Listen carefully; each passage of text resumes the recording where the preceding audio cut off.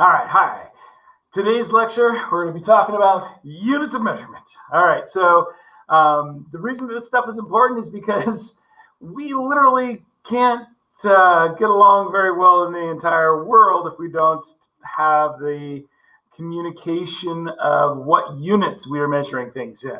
5 liters is not the same as 5 gallons. We need to know what language we're talking about when we're talking about the units of measurement. We also are going to use this on a day-to-day basis.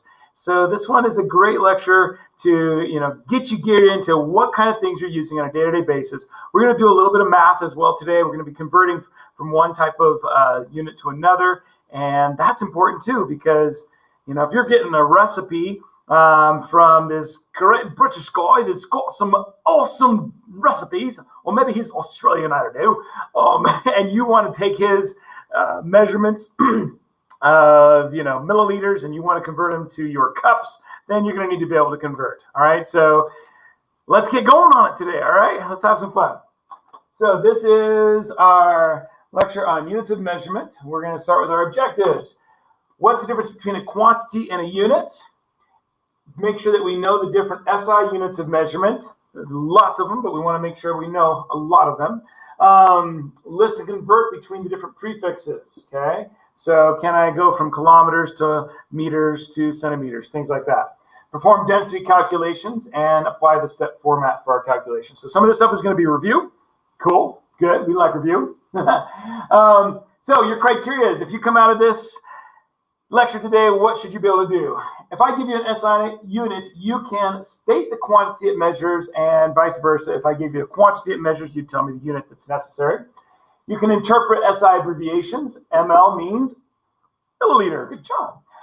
Given an SI prefix, you can state its value. Kilo is 1,000. Centi is 100. M is the base unit, 1. Given 2 prefixes for a unit, you can convert to quantity between them. So I can go from how many milliliters to how many centiliters, right?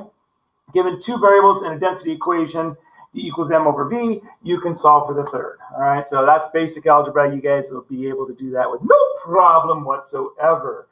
So let's start with just a basic, translation. Maybe you've gone to Europe, right?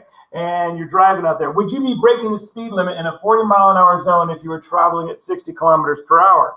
Or maybe you bought a European car and it doesn't have miles per hour on it, okay? Maybe it's a Jaguar.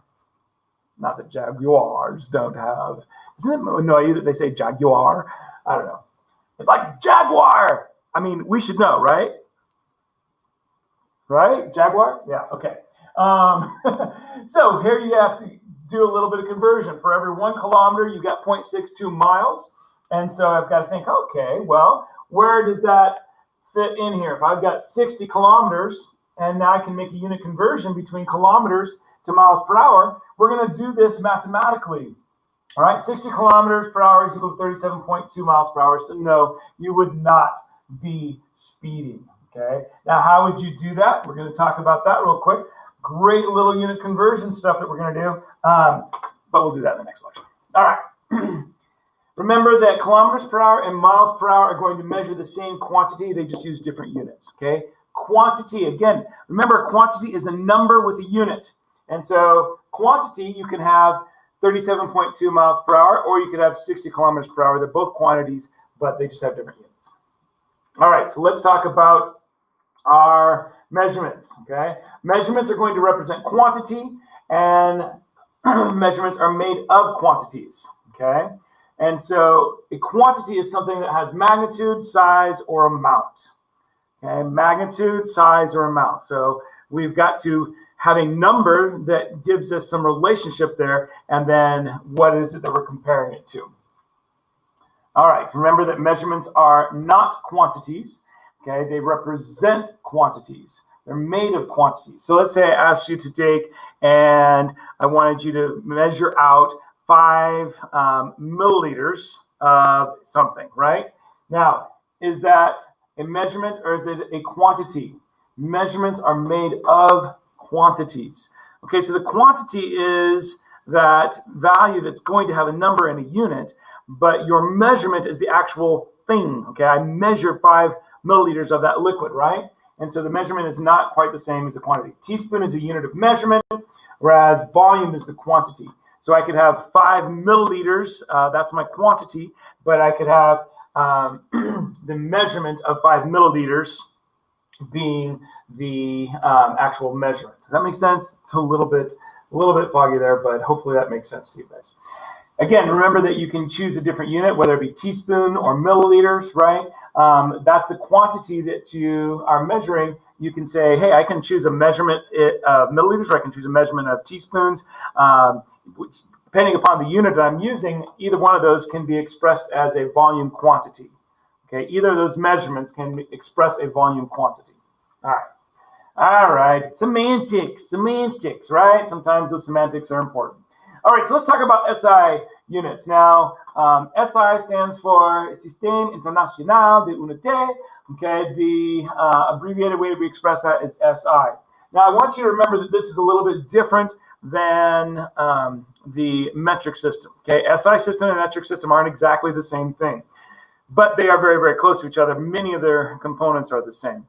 Remember that the original metric system was actually first begun to be developed during the French Revolution period. And there's a lot of people that were tired of having various different types of measurements, standards that were being used. And so they came up with some system of units of measurement that would be consistent no matter, who was the king or what was happening. So it wouldn't change over time. It would be something that would be consistent over time.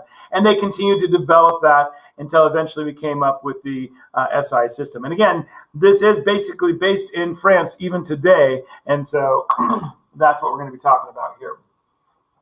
All right. And I got to go back one more. Okay. So we have 7 base units. We're going to use 5 of them commonly. We're going to use the base unit of length, mass, time, temperature, and amount. So these are base, right? And length is measured in meters, mass in kilograms, time in seconds, temperature in kelvins, and amount in moles. These are the 5 that you want to be familiar with. We're going to use this year over and over and over again. You also have one for things like luminous intensity, and I forget the other one right now, they're electric current. All right, so here is an example of these. You can kind of see a little bit more information. You'll see this in your book if you're wondering. It's kind of cool. For instance, this length one, the meter. Originally a meter was meant to be, originally, at least at one point in the metric system, it was meant to be 1/1,000,000th of the distance from the North Pole all the way to the equator. And that's how they came up with that length. But again, they started thinking, as scientists, what could we do that would be universally accepted? That wouldn't just be true for people on Earth and wouldn't be true one century and then another century later when Earth changes, it's not true. And so they came up with something that would show the differences. I'll come back to it. Or show the measurement, but it would be the same anywhere in the galaxy, anywhere in the universe.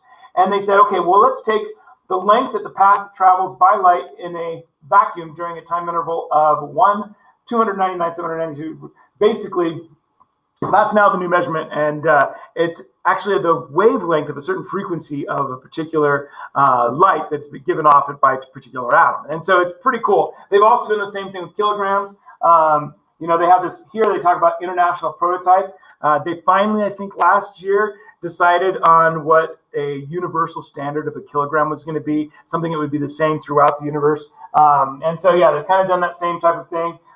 This one's time, you can see, even when this was done, time was a standard. It was a duration of this many periods of radiation corresponding to the transition between 2 hyperfine levels of the ground state of the cesium-133 atom. You're like, what? Okay, but now they've done the same thing for length and mass as they did with time. It's kind of cool. Anyway, I'm not going to go into all that stuff. It's just fun. All right. So let's use our mass. Mass is measured the quantity of matter, right? So it's not the same thing as weight. Remember, mass and weight are not the same. Weight is based upon the location. It's based upon the pull of gravity on it, okay? The standard unit for mass in the SI system is a kilogram. And again, just what I just said there, mass does not depend on gravity. If I go up to the moon and I go floating in space, my mass stays the same because it's still the amount of matter that I have, all right? But my weight will change in those environments because weight is based upon how much gravity is pulling on my mass. All right. So we want to talk about base units versus derived units. Now, a base unit, we just went through 5 of them, right? We talked about the length in meters. We talked about the mass in kilograms. Well, what happens if we take a meter by a meter by a meter, right? So if I take 1 meter by 1 meter by 1 meter, 3D, so that's not 3D, we would have something that's not length anymore, it's length cubed. And if you can think about that, length cubed is volume. And so there are derived units, which are quantities that we use in measuring, but they are made up of the other types of units that are base units in different ways, in different multiplication and division types of relationships. And this is so much fun. I love this part about chemistry and physics, that you get to see how you can solve problems just based upon what the units are expressing. And derived units are just beautiful in my mind, okay? Just being able to look at, okay, what's length, and look at length cubed and see that it's volume. And then what happens if you divide that by, another number? I mean, it's just super cool. Like, for instance, let's look at density. We took that volume, okay, that length cubed, and then we had a mass on top of that, and now we have a new unit that describes a new relationship, a relationship of how packed in things are. But we just used our base units, our base ways of measuring the universe, and all of a sudden we have a new description of something that's valuable to us, how packed in something is, right? For instance, what area is different than volume. That's a useful description. How big is this room in terms of how many desks can I fit in, right? Then, for instance, like concentration. Concentration is the amount divided by the volume. How much stuff in terms of a liquid or maybe a gas, a solution maybe, how much stuff is in a certain amount of volume. All of these things describe unique ways of measuring the world, and it's just neat. It's just fun. Derived units are awesome. So again, here's volume as a derived unit, okay, not a base unit, but derived unit. Base unit would be length, and then the derived unit would be volume, okay? Volume, quantity of the amount of space occupied by an object. And remember that volume can change based upon temperature. That's kind of important to keep in mind. Objects that'll have a certain volume, if they heat them up, they're going to expand. They'll have a different volume. So the one that we typically use is cubic centimeter, okay?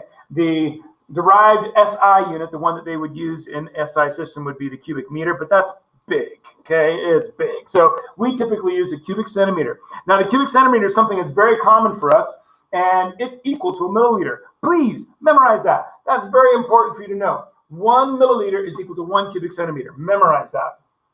A liter is equal to 1,000 cubic centimeters. So this is kind of cool. You're like, well, what's a liter? You're drinking a 2-liter bottle. Well, think about the decimeter, okay? Decimeter is 10 of those centimeters, right? And so it's basically that length. If you take that length, okay, there, by there, by there, you end up with a liter. Isn't that fun? That's 1,000 cubic centimeters, right? Because there's 10 centimeters by 10 centimeters by 10 centimeters. 10 times 10 times 10 is 1,000. 1,000 cubic centimeters is equal to a liter, or a deciliter is another way, or a cubic decimeter is another way to talk about that. So you could say 1,000 cubic centimeters, or 1 cubic decimeter would also work. Anyway, pretty cool stuff.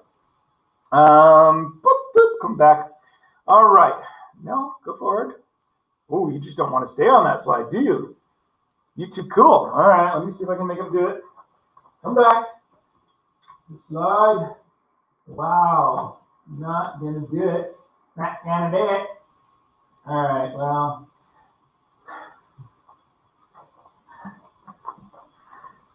Please pause for technical difficulties.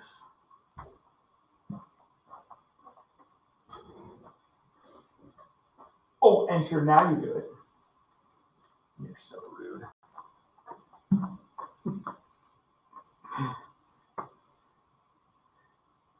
And ladies and gentlemen, we're back with the correct slide. All right, so our SI prefixes. You should know these prefixes.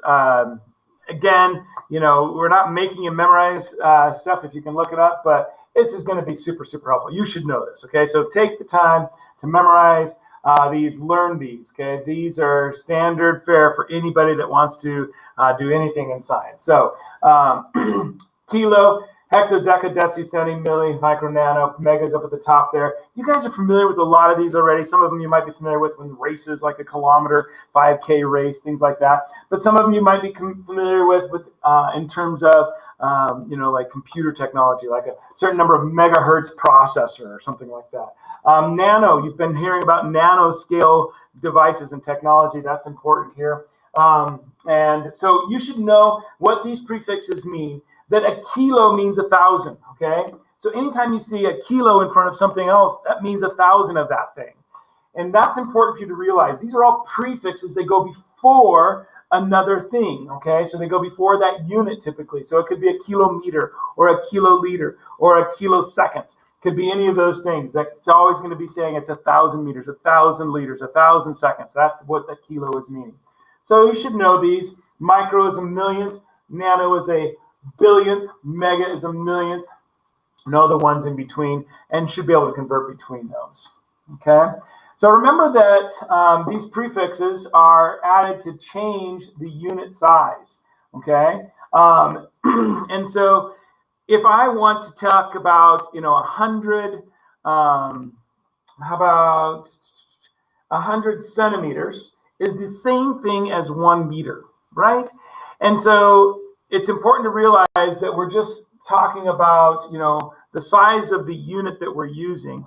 And so, for instance, on this, I could talk about 1 meter, right? This is 1 meter, or I could talk about it as 10 decimeters, or 100 centimeters, or 1,000 millimeters. They're the same thing in terms of the overall quantity that I have. We're just using different units. And so it's important to realize that we're just changing our unit size. Sometimes it's about changing the precision of your measurement.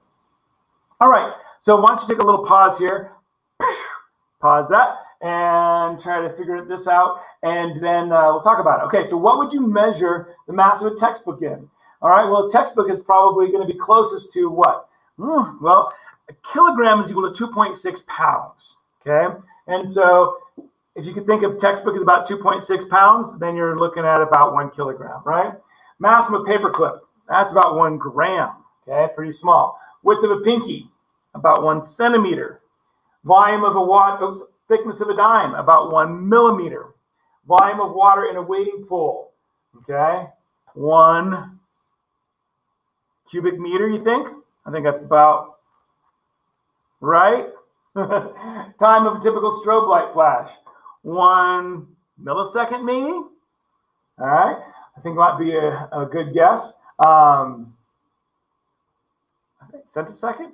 I actually don't know that one. So that's a good one to guess. All right, so let's go on. We have a little clip there that says calculator. For this class, you need a scientific calculator, so make sure that you have a scientific calculator available. It doesn't have to be fancy, but it needs to be able to do the scientific notation. It needs to have the exponent feature on it. So make sure you have one of those as you're going through and doing your test, because you're going to use them a lot. All right, so what is density? Again, this is pretty much review for you, but it's a ratio of mass to volume. Remember that density doesn't change based upon the amount of material you have. If I have a little piece of styrofoam or a big chunk of styrofoam, they're going to have the same density, right? So it doesn't matter how much of it you have. It's a ratio. And that's important because we're going to talk about density a few times this year. So remember that it's a ratio of mass to volume, and that it doesn't change with the amount of material you have, okay? So that density, again, is a derived unit, and it's going to have a mass on top and a volume on bottom. Doesn't really matter what the mass and the volume are. Any mass on top with any volume on bottom, as long as they're in the same units, well, even if they weren't, I guess, they are going to be a density expression, okay? We want to try to make sure that they are hopefully all SI units. When we're expressing them, we don't need to be mixing up some of the international and the American stuff there. We use grams per cubic centimeter or grams per milliliter. That's a common one we use in the class. The SI official unit is kilograms per cubic meter, but we don't use that one as often. We just like to express it in grams per cubic centimeter. However, you'll notice that there are, yeah, never mind. All right, so remember that density is a characteristic physical property. This word right here means something, and you're going to see it here in another slide, but pay attention to that word right there. A characteristic property is a property that helps to define the character of that substance. And so if I gave you a value of 3.2 grams per milliliter, then you would be able to look up in a table and see what kind of substances are going to have that density, and then you could identify that substance. Okay, maybe you want a couple other characteristic properties as well. But the characteristic property is a property that you can use to identify the character or the identity of that particular substance. So density is a characteristic property. We use it to identify things. Okay. All right. And it's an intensive property. And remember, there are intensive and extensive properties.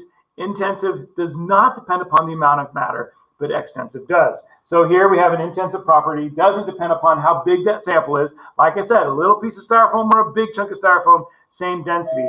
It doesn't affect the value there. And remember, the density, like volume, varies with temperature. So if I'm heating something up, then it's expanding in size.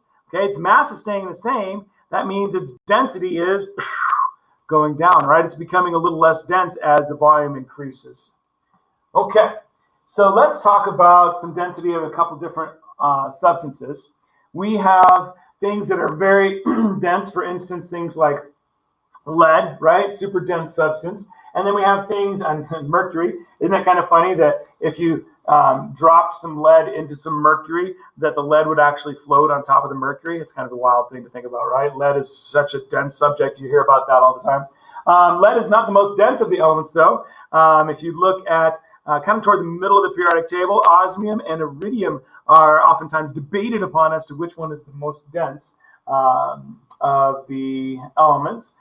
Okay, other things, you'll notice that these are typical densities because there can be a lot of variations. So some things like bones and diamonds, they actually have bone density tests. And you can go to the doctor and see what your bone density is.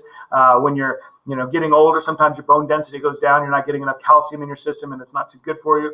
I went one time and had my bone density measured, and this was back when I wore chops all the time. And so, like Wolverine, I think you might remember, is one of my favorite superheroes. And so they were like, they did my bone density. Like, man, you have a really high bone density. I'm like, yeah, adamantium. It was a joke, and they didn't get it. It totally was lost on the nurse. But I know some of you got that, and it was really great that you got that. Thank you. Okay. Other things, yeah, things like water. Okay. Notice if you look at water right here, 0.998.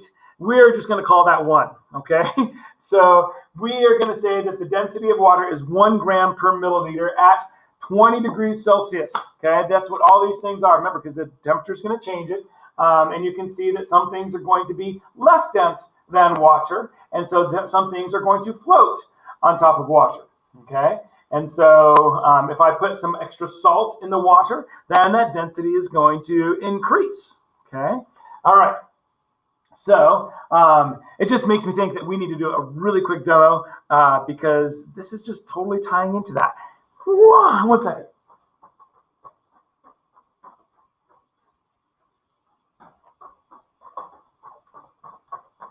Hello, I'm back. You missed me, didn't you? All right. So this is one of my favorite demos that we have.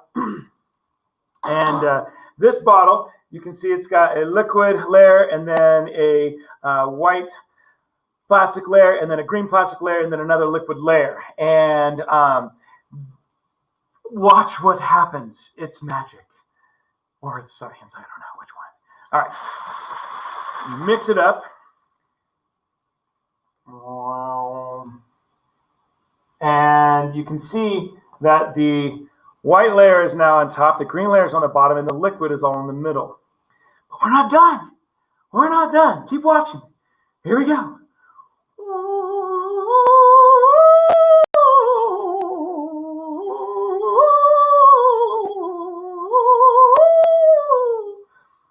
Okay, so what's happening is now these two different layers are starting to come back together. So they went to the bottom and now they're coming back together. So we right now have 1, 2, 3, 4, 5 different densities of materials here.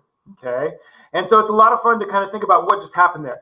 we had something on top which was less dense than what was on bottom. There are two different liquids in this bottle, and that's the tricky part about this. One of them is isopropyl alcohol, which you saw on the table was less dense. The other one is salt water, which you saw on the table was more dense, right? And then you have two different types of plastic and or plastic that's coated with two different materials. The green one might just have a little bit of extra paint on it, so it might be a little bit more dense.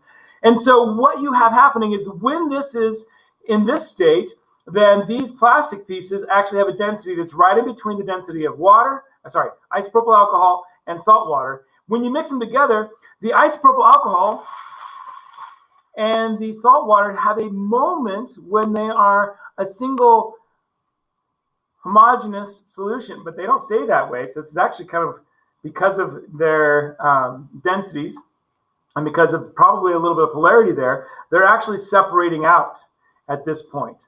Okay, so you see that we end up having these different layers. Got little pieces of glue in here too. Isn't that cool? It's just a lot of fun to see those different densities. Now let's look at the density table again. Let's see if we can go to that. Maybe. Maybe. Come on. Come on. No. No. Don't tell me I've been on for 20 minutes already. No. Come on. Why? Okay, you're so evil. I'm still here, folks. I'm in the other room. And I'm back. Okay, so notice that seawater, salty water, more dense than the alcohol. We have isopropyl alcohol, but it's going to be very similar to ethyl alcohol. And so that's why you have those three different layers. And then plastic would have been in between those values, right? Okay, so here we go. Make sure you memorize these numbers here. Remember, 1 cubic centimeter of water is equal to 1 milliliter of water, which is equal to 1 gram of water, okay? So the mass, because density has a mass of 1 gram per mil, then, remember, right, it was 0.998, but we just rounded it up to 1, that you're going to have 1 cubic centimeter or a milliliter of water equal to 1 gram of water. So if I just have 1 little milliliter of water, it weighs 1 gram, okay, or has a mass of 1 gram. And so that's our density of water at room temperature. That's our 20 degrees Celsius temperature we're going with, is 1 gram per mil. Okay. I think we're going to stop there, and we're going to just kind of go over we're going to talk about step format here in our next lecture. And I want you, we'll come to this. No, but I've already taken 20 minutes. Yeah, okay, enough. Okay, so let's see what objectives we can go through so far. Can we distinguish between a quantity and a unit? Yeah, right. The unit is that little measurement part that we put at the end. Okay, the quantity is actually the number with that unit. Okay, identify and use SI units of measurement. Okay, we can now identify things like kilometer and centiliter and things like that. We can tell you what an SI unit is. Remember, there's base units versus derived units. So a base unit would have been things like a kilogram or a meter. Okay, those would be base units. Derived units, things like the density, which would have been grams per milliliter, or you could have done the volume in cubic centimeters, things like that. And then you have the ability to convert between the prefixes. Okay, so we're going to hit that in a little bit more detail. When you guys come into class, we're going to practice that a little bit more. But remember, you should be able to convert between one prefix and another. So if I have 100 centimeters, I know that's equal to 1 meter, right? Because I've memorized that K, for instance, is 1,000. And just having the base unit, let's say it's km, that's 1,000 meters, right? And then if I have a meter, that's just 1. And then I could talk about the centimeter, and then I could say that's 1/100. And you're probably not going to be able to see that very easily. So I should be able to convert between these things. And we'll talk a little bit more about that in the next lecture. But you should be able to just kind of move those zeros around, right? So if next lecture, Stop trying to pressure me to do that right now. Next one, okay? Sorry. All right, and then we are going to be able to perform density calculations. I'm going to tell you how to do that step format in the next lecture as well. So we've done some of that. We're going to mush around a little bit more on that. But like I said, we're taking up 20 minutes right now, so I want to not make these lectures too long. And I know if I go on the next step, it's going to just go longer. So thank you today for your attention and your patience. And I can't wait to see you in the next lecture.